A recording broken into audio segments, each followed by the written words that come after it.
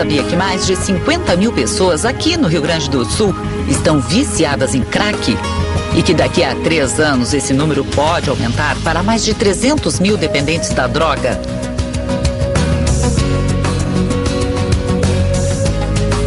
A pasta de cocaína misturada com o bicarbonato de sódio forma uma pedra chamada crack. O nome surgiu por causa do som que é produzido quando esta pedra é queimada.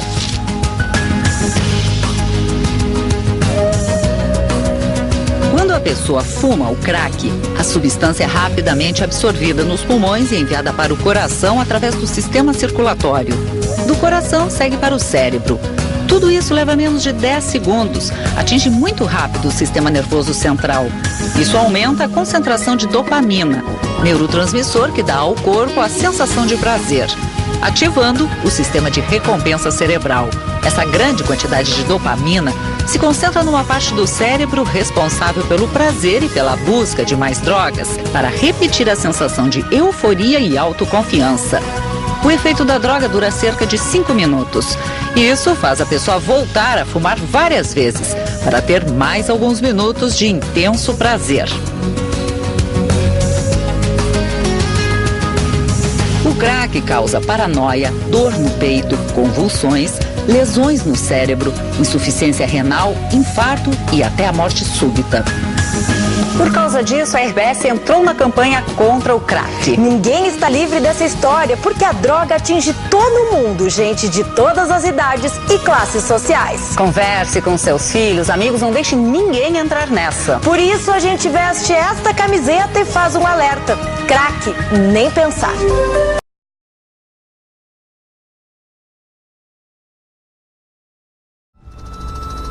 O que você está vendo agora não são imagens de uma zona de guerra. Ali é o verdadeiro inferno. Não são imagens da destruição típica das batalhas armadas. Nada como os conflitos na Síria, na Líbia ou no Iraque. Aqui, guerra é outra. Pode fechar o olho e acordar no outro dia, como você não pode nem acordar. Uma luta permanente contra a dependência química. Zumbis, pessoas magras, pessoas usando drogas, pessoas bebendo. Estamos em São Paulo, a maior metrópole da América do Sul. Na maior Cracolândia do mundo. A Cracolândia é um inferno que tem que acabar. Você pode até já ter visto essas imagens antes e se impressionado com as cenas. Mas não é o suficiente. Crianças viciadas, mães com crianças fumando droga com filho. Prepare-se para ver a Cracolândia de um novo ângulo e conhecer os segredos desta região com os depoimentos daqueles que não têm voz, daqueles que nunca têm vez. Os usuários que fazem das ruas o próprio lar. Não tem ninguém, eu sou sozinho, eu e Deus.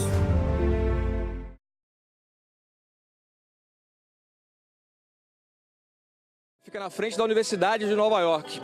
Aqui do lado tem até inclusive um grupo tocando, um grupo apresentando música. E enfim, é uma área que tem, como você pode ver, tem muitos turistas hoje também, uma área muito segura.